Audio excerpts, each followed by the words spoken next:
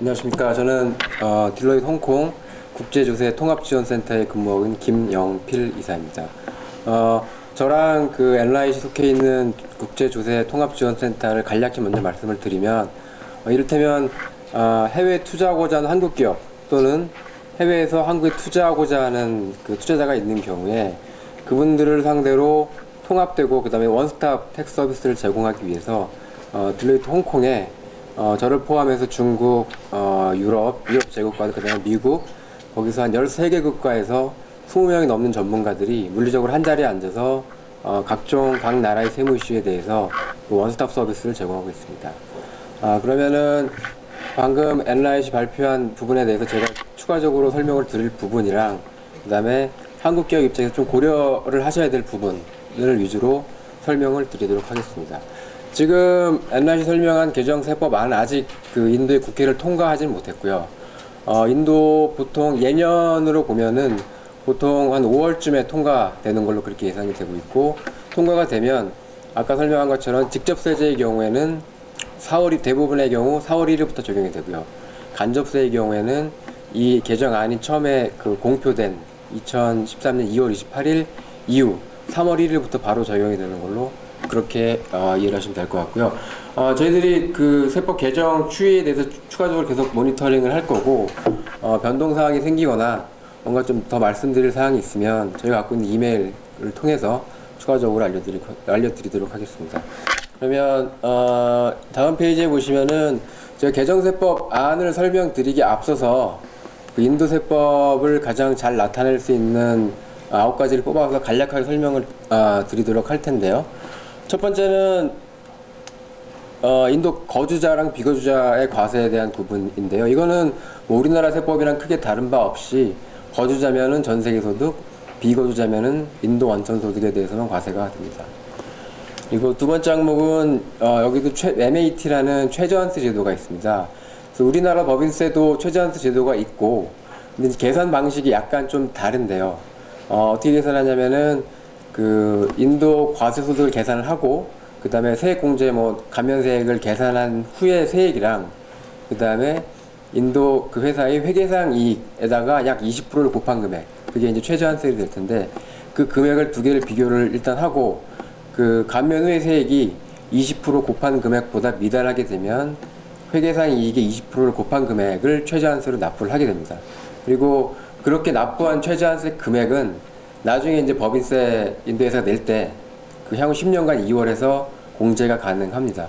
한 가지 조금 그 인도 현지에서 그 사업하고 계신 그 회사 같은 경우에 종종 어려움이 있었던 것 중에 하나가 사업 초기여가지고 과세소득이 안 나오는 경우가 있었을 거고요. 그 다음에 뭐 수출 이런 것 때문에 감면을 적용받는 경우가 많았었는데, 그 경우에 회계상 이익도 마이너스라고 하면 이 MAT를 적용받을 여지는 없는데, 과세소득은 마이너스인 상황에서 회계이익이 이제 플러스가 나오는 그런 경우가 생길 수가 있습니다. 왜냐하면 그 인도는 그 세무상 감가상각비를 따로 계산해서 많이 공제해준 그런 제도가 있기 때문에 처음에 이제 자본재들이 많이 투자가 되면 회계상은 플러스인데도 불구하고 세무상은 마이너스인 경우가 있어서, 근데 그때는 최저한세 적용 안 되는 걸로 많이 생각을 하셨었는데, 이렇게 최저한세가 적용이 돼서 세금을 납부하시는 그런 경우도 있었습니다.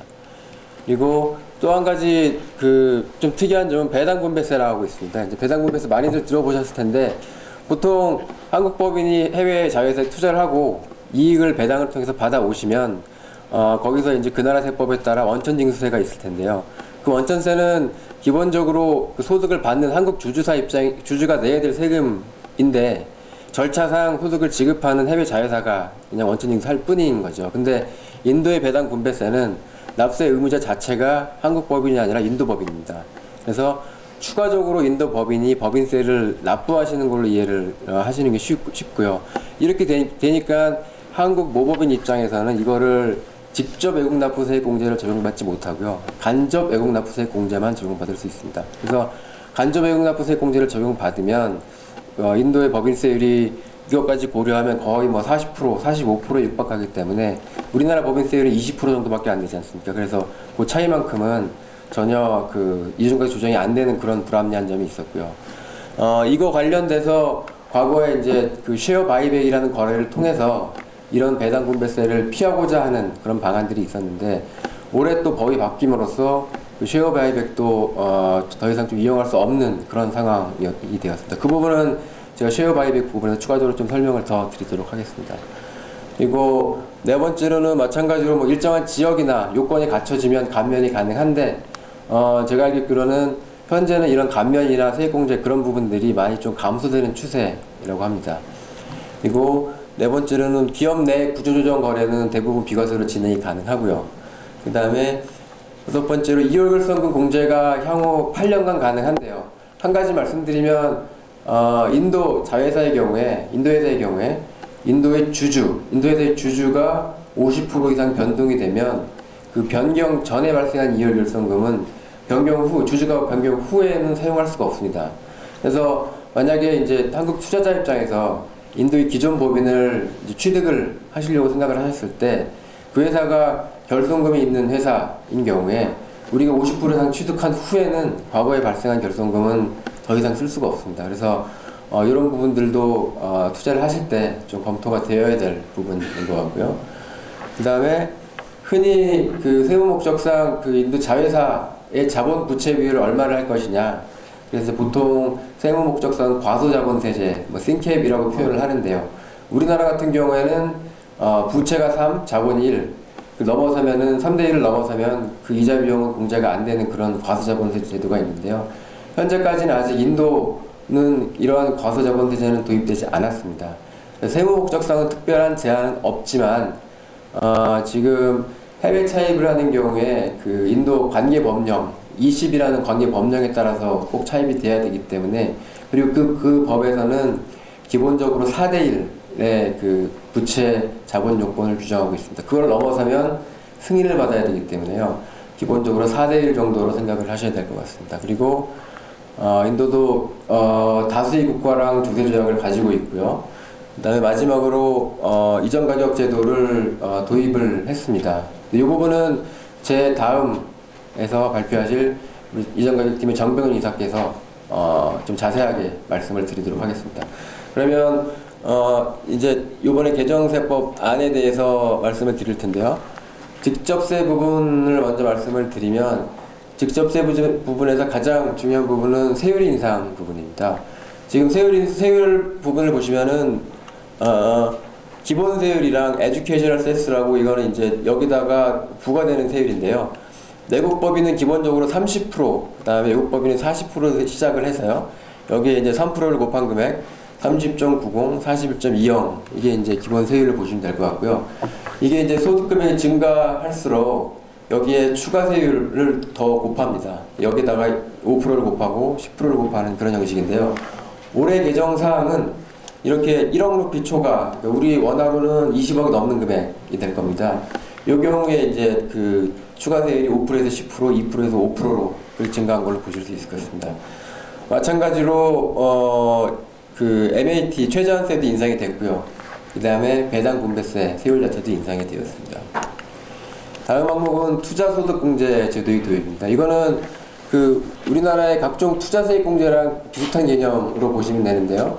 이게 우리나라는 세액공제를 해주는 반면에 여기는 그 과세소득에서 투자금액의 15%를 공제해주는 그 제도입니다. 그래서 세액공제 효과, 실제로 세금 효과는 15%에다가 세율을 곱한 금액, 세율을 한 30에서 40%로 보면 실제 효과는 투자금액 5% 정도로 보시면 될 것 같고요. 근데 적용할 수 있는 금액 자체 기준이 그 지금 보면 10억 루피로 되어 있습니다. 10억 루피라는 게 원화로 200억이 넘는 금액이기 때문에요. 굉장히 좀 거액의 투자가 이루어진 경우에만 적용할 수 있을 것 같습니다. 그리고 한시적으로 2년간만 일단 적용이 되는 거고요. 이게 추가적으로 연장이 될지 그 부분은 이제 추가적으로 좀 지켜봐야 될 것 같습니다. 그리고 마찬가지로 우리나라 그 사후관리 규정과 마찬가지인 규정이 존재하고요. 그 다음에 이슈가 올해부터 이제 이 부분을 적용할 텐데요. 실무적으로 적용을 하다 보면 이슈로 발생할 수 있는 사항들이 꽤 있을 것 같습니다. 왜냐하면 지금 이 투자세 소득공제의 도입과 적용과 관련해서 그 기준이 그 자산의 설치, 그러니까 영어로는 인스톨이라는 이제 그 워딩으로 표현이 되어 있는데 그 설치라는 그 워딩 자체가 굉장히 좀 모호한 개념이기 때문에 설치를 뭘로 봐야 될 것이냐, 이를테면 뭐 사용 준비가 다 된 경우를 얘기를 하는 거냐, 그런 부분에 대한 이슈가 있을 수 있고요. 그 다음에 올해부터 4월 1일부터 적용이 되는데 과거에 이미 좀 투자가 이루어졌는데 설치가 다 안 된, 그리고 설치는 올해 이제 4월 1일 이후에 되는 그런 자산 같은 경우에 이거를 실무적으로 어떻게 적용할 것인가, 그런 거에 대한 문제들이 아직 남아 있습니다. 다음 항목은 거주자 증명서의 개정입니다. 지금 뭐 아시겠지만 이제 한국 법인이 인도로부터 뭐 이자나 사용료 소득을 받는 경우에 인도세법상 원천 징수가 있을 거고요. 대신에 우리나라랑 인도랑 조약이 있기 때문에 낮은 세율을 적용할 수 있습니다. 그리고 주식 양도 차익 같은 경우에 이거를 이제 비과세도 받을 수 있고요. 근데 그렇게 하기 위해서는 가장 기본적으로 이제 거주자 증명서라는 걸 제출을 하도록 되어 있었습니다. 이게 이제 법이 작년에 바뀌었고요. 바뀐 내용만 보면은 사실 명문화했다라는 거, 이게 이제 가장 최소한의 필요 조건이다라는 걸 명문화했다라는 것 말고는 크게 달라 보이는 건 없는 것처럼 이게 들리긴 하는데요.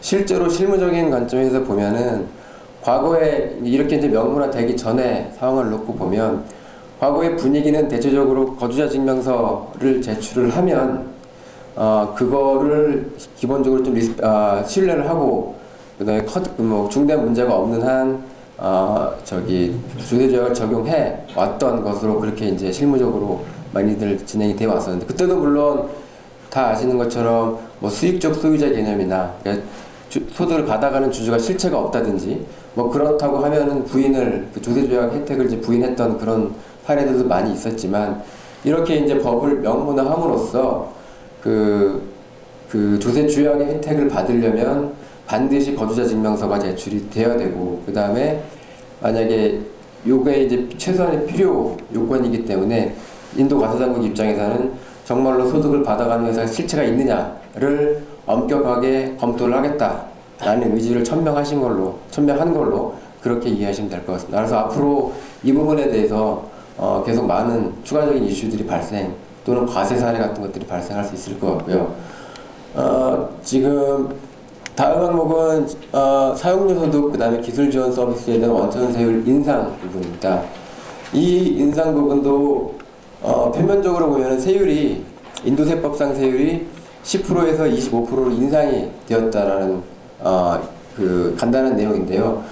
실무적으로 보면은 지금 과거에는 세율이, 인도세법상 세율이 10%였기 때문에, 그리고 한국인도조세조약상 세율이 15%였습니다. 그래서 굳이 한국인도조세조약상의 낮은 세율을 적용할 그럴 이유가 없었죠. 왜냐하면 세율 자체가 그쪽에 낮은 세율로 원천 징수됐기 때문에 조세조약 적용 여부가 그다지 중요하지 않았었습니다. 근데 이게 이제 세율 자체가 25%로 인상이 되었기 때문에, 만약에 이제 25%로 원천 징수를 당하게 되면 이게 이제 우리나라 법인세보다 더 높은 수준이기 때문에 당연히 외국납부세 공제를 못 받는 부분이 생기게 되고요.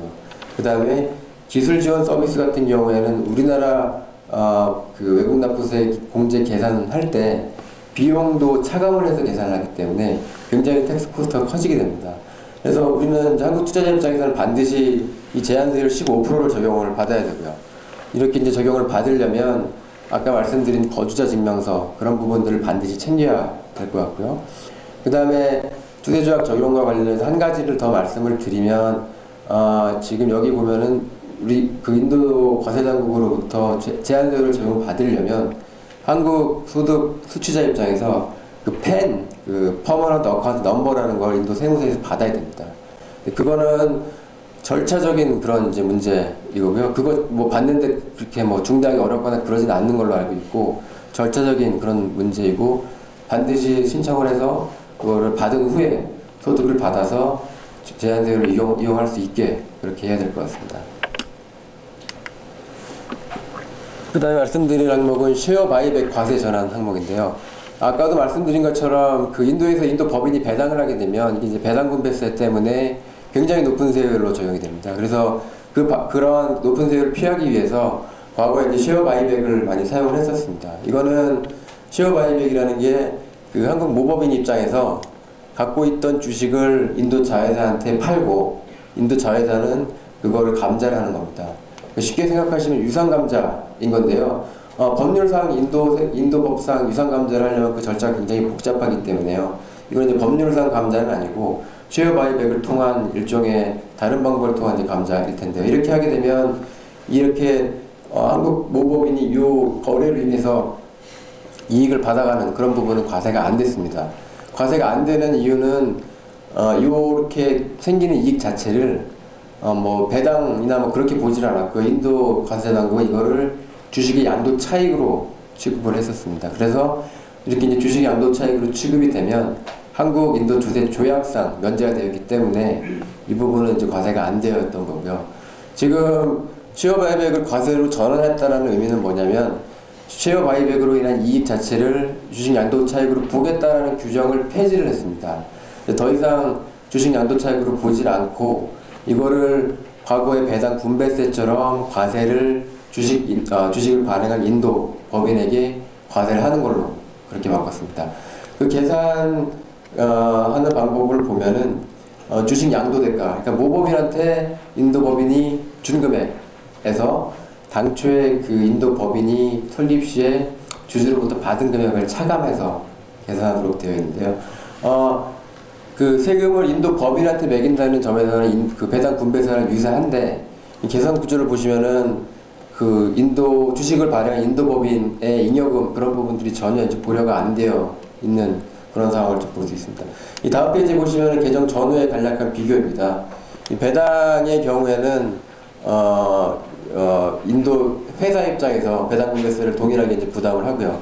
그 다음에 쉐어 바이백 거래는 개정 후에는 양도대가에서 당초 취득가액을 차감한 금액을 22%로 세금을 매기는 그런 형태로 이제 나갈 겁니다. 지금 이거 관련해서 이슈가 될 수 있는 게 좀 있는데요. 이게 아까 계산 구조를 보시면 아시겠지만 여기서 빼는 금액이 주식 발행 시 주주로부터 받은 금액입니다. 그래서 만약에 이제 한국 모회사 입장에서 인도 자회사를 당초 설립 때부터 취득한 게 아니라 중간에 이제 다른 투자자들이 설립을 하고 그거를 중간에 취득한 경우에 그 취득가액은 전혀 고려가 안 됩니다. 여기 이제 과세 금액을 구할 때요. 그래서 그 금액이 굉장히 높은 경우에도 과세가 될 수 있다라는 그런 좀 불합리한 점이 있고요.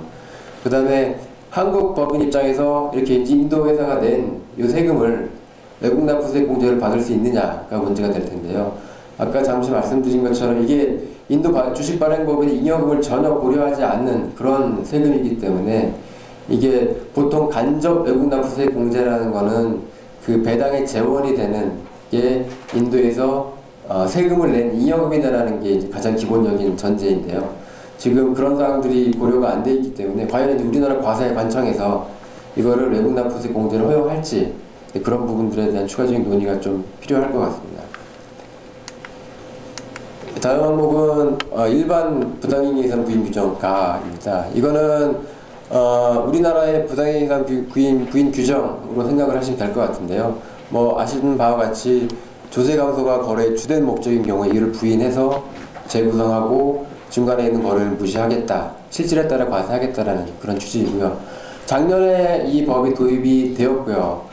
과거에는 이 법이 도입되기 전까지는 특정한 거래를 부인하는 특정 부당이익 예산 부인 규정이 있었고, 그 다음에 이제 각각 사업마다 판례나 이런 부분에서 이제 좀 부인하는 사례가 있었는데, 이렇게 이제 일반 부당이익 예산 부인 규정 가를 도입함으로써 조세 피해 행위에 대해서 굉장히 좀 공격적으로 과세를 하겠다, 네, 그런 취지 이거고요. 작년에 이렇게 이제 그 인도 과세단 도입하겠다는 발표 후에 굉장히 많은 아규먼트가 있었습니다. 해외 투자자로부터도 많이 있었고요. 그래서 위원회가 구성이 됐고 그 위원회에서 여러 가지 의견을 청취를 해서 법을 조금 바꿨습니다. 그래서 아까도 잠시 얘기가 나온 것처럼 지금 뭐 한 가지 좋은 점은 주된 목적이 조세 회피를 위한 것인 경우로 한정이 되어 있습니다. 과거에는 뭐 주된 거래 중에 하나가 목적 중에 하나 뭐 이런 식으로 되어 있었는데요. 그리고 근데 한 가지 좀 굉장히 좀 아쉬운 점은 이 입증 책임이 아직까지 납세자한테 그대로 남아 있습니다.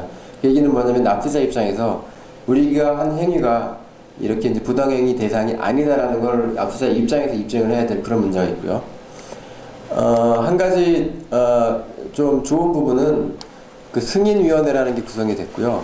이거는 납세자랑 그 과세 당국이 서로 이제 싸움이 있는 경우에 이게 부당한 행위냐 아니냐에 대해서 악유가 있는 경우에 이 승인위원회한테 가가지고 이걸 좀 판단해 주십시오라고 이제 요청을 하는 그런 기관입니다.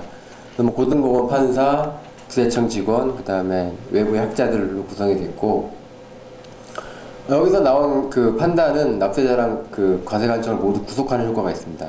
대신에 이거에 대해서 이제 그 불만이 있으면 추가적으로 그 조세 심판이 가능한 부분이고요. 기타 사항으로는 그 사회간접자본 채권에 대해서 저율의 원천 징수를 적용할 수 있는 그런 그 제도가 생겼고요. 보시면 뭐 요건 같은 것들이 좀 있고요. 그 다음에 신규 고용에 대한 공제 이런 부분들도 약간 변동이 있었습니다. 그리고 마지막으로 직접세제랑 관련돼서 말씀드릴 사항은 소득세율의 인상이 있습니다. 이거는 거기 인도에 파견돼 계신 우리 이제 종업원들, 그다음 임원분들한테 적용될 수 있는 내용이 될 텐데요. 세율 자체의 기본 구조는 변동이 없고요. 여기 보시면은 100만 루피 초과하는 소득의 경우에 그 추가세율이 10%에서 5%에서 10%로 인상이 되었습니다. 이거는 이제 뭐 세계적인 추세에 따라서 고소득 그 자의 경우에 높은 세율에 따라 세금을 많이 내야 된다. 뭐 그런 이제 취지로 법이 바뀐 걸로 이해를 하시면 될 것 같습니다. 지금까지가 이제 직접세 부분이었고요.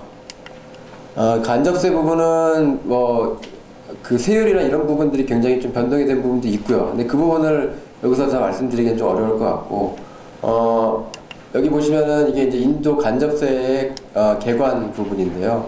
우리나라랑은 좀 다르게 이 간접세마다 중앙정부에서 과세하는 부분이 있고요.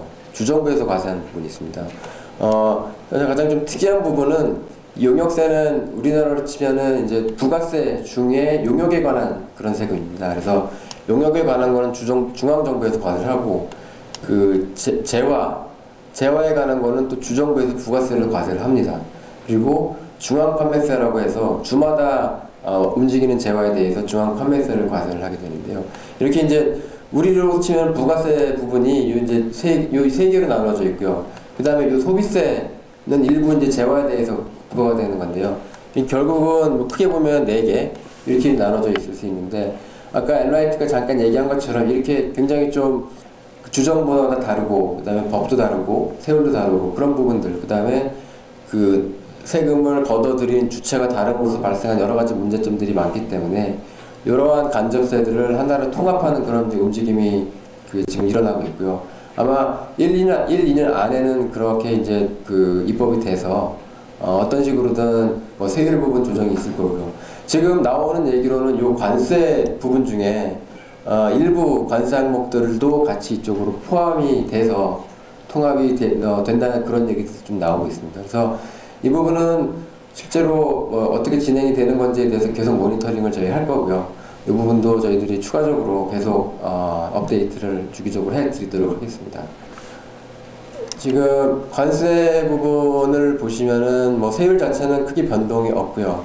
뒤에서 잠깐 말씀드릴 텐데 위반 시 처벌에 대한 강화 규정이 좀 생겼고, 용역세의 경우에는 면세범위 및 축소가 전반적으로 좀 이루어졌고요. 그 다음에 자진 신고 권유 제도라는 이런 제도가 도입이 되었습니다. 그리고 위반 시 벌칙 강화 부분이 좀 생겼고요. 보시면은 관세 항목 중에 세율이 인하된 부분을 뭐 저희들이 간략하게 요약을 해봤는데요. 뭐 자동차, 중고차 부분 인상이 된 부분이 있고요. 그 다음에 인하된 부분도 좀 있습니다. 그리고 관세 항목 중에 그 처벌에 대한 위반 그런 규정 중에 조금 눈여겨보셔야 될 부분이 하나 있는데요. 지금 관세의 경우에 보통 이제 수입자가 그 관세에 직접적인 납세 의무를 지게 되겠죠. 근데 그 수입자가 관세를 미납한 경우에 그 관세를 추징을 할 텐데, 이게 그 관세를 추징할 수 있는 대상으로서 미납자에 대한 계정에 대한 자금을 보유하고 있는 자라는 이제 표현으로 제가 이제 번역을 해봤는데, 쉽게 생각하시면은 인도에서 수입하는 사람이 있을 거고, 이제 수입한 사람한테 물건을 이제 사다 파는 사람이 있을 거지 않습니까? 근데 인도에서 물건을 사다 파는 사람 입장에서는 수입자한테 이제 돈을 줘야 될, 왜냐면 물건을 사올 거니까요. 그렇게 이제 그 줘야 될 의미 같은 게 생길 텐데, 아마 그런 사람들을 의미를 하는 걸로 지금 생각을 하시면 될 것 같거든요. 그러니까 전혀 뭐 특수한 계좌도 아니고요. 다만 그 수입자한테 줄 돈 있는 사람을 골라가지고 그냥 찍어서 관세를 납부를 하라라고 그렇게 할 수 있는 규정이 지금 생겼다고 합니다. 우리나라에 보면은 뭐 제2차 납세 의무 같은 규정이 있는데, 그거 같은 경우에 굉장히 좀 제한적이고, 그 다음에 그 통지를 할 수 있는 사람의 범위가 제한적이고, 금액 제한, 뭐 그런 굉장히 엄격한 그런 규정인데요. 사실 인도 이런 규정 같은 경우에는 언뜻 들으면 굉장히 좀 뭐라고 해야 되나, 위헌적인 그런 요소가 있는 것처럼 들리기도 하는데, 이런 부분들을 좀 조심해야 될 것 같습니다. 그래서 이거는 인도 과세당국으로 통지를 받으면 미납자랑 똑같은, 그러니까 수입자랑 똑같은 위치에서 세금을 납부를 해야 될 그런 처지에 놓이게 됩니다. 그리고 기한 관련된 변경사항이 좀 있고요. 그리고 마지막으로 말씀드리면 용역세의 경우에 자진 신고 권유 제도가 도입되었습니다. 이거는 2007년 사업연도랑 그러니까 작년 말 사업연도에 대해서 용역세를 신고 납부를 하지 않은 경우에 올해 말까지 신고를 하고, 아직 신고 안 한 부분에 대해서, 그 다음에 올해 말 또는 내년 6월 말까지 세금을 완납을 하면 과거에 잘못했던 부분은 뭐 문제 삼지 않겠다, 그런 취지로 이해하시면 될 것 같습니다. 이렇게 신고를 하게 되시면 과거에 안 냈던 부분에 대한 가산세나 그런 부분들은 이제 면제를 해주는 걸로 그렇게 입법이 되고 있습니다. 대신에 이제 뭐 이거를 과세당국이 받아들일지 여부는 선택사항이죠. 그래서 납부자 입장에서 최대한 많이 자료를 준비를 해서 성실하게 신고를 해야 될 걸로 그렇게 생각이 됩니다. 그리고 마지막으로 용역세 관련돼서는 이게 용역세의 탈루나 이런 부분이 있는 경우에 해당 회사뿐만 아니라 그 회사의 관계자, 보시면은 이사, 지배인, 임원, 이분들한테도 직접적으로 벌금을 부과를 할 수 있는 걸로 이제 법이 바뀌었습니다. 물론 이제 금액적 한도는 있는데요. 이게 그 회사뿐만 아니라 그 관계자들한테 적용이 되기 때문에 이런 부분들도 신경을 쓰셔서 대비를 하셔야 될 걸로 그렇게 이제 생각이 듭니다. 지금까지 요번에 이제 2013년 개정세법 안에 대해서 설명을 드렸고요. 내용이 이거 말고도 이제 다른 내용들도 더 있고 디테일하게 변경된 부분도 있는데, 뭐 짧은 시간 내에 좀 많은 걸 커버하다 보니까 설명이 좀 미진한 부분도 있을 거고요. 그래서 지금 저희 내용이랑 그다음 엔라이트 발표 내용 중에 궁금하신 사항이 있으시면 지금 뭐 말씀해 주시면 한 뭐 5분간 좀 Q&A 세션을 갖고요. 그 다음에 Q&A 세션을 가진 다음에 한 10분간 휴식을 가질 텐데요. 휴식을 한 4시 20분 정도까지 가지면 될 것 같거든요. 그래서 지금 혹시 질문이 있으시면 뭐 해주시면 대답을 해드리도록 하겠습니다. 마이크가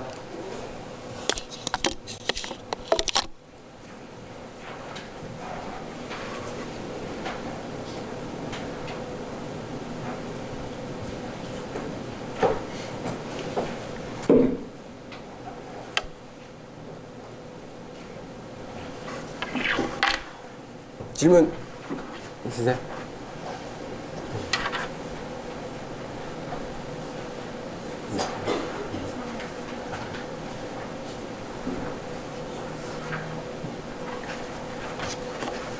네, 뭐 지금 뭐 이렇게 제가 저희들이 많은 내용 짧은 시간에 하다 보니까 좀 이제 질문하실 수 이런 그런 사람들이 이제 갑자기 생각이 안 나실 수가 있을 텐데요. 보시면 저희 연락처랑 다 있고, 저희들도 우리 참가하신 분들의 이제 이메일 리스트를 다 갖고 있으니까요. 뭐 언제든지 이메일이나 그 다음에 저희들 연락처를 알려드릴 텐데, 연락을 주시면 뭐 사후적으로 계속적으로 말씀을 드리도록 하겠습니다. 그러면은 한 4시 20분까지 휴식을 좀 가지시고, 그 다음에 다음 세션은 이전 가격 부분에 대한 발표가 있겠습니다. 감사합니다.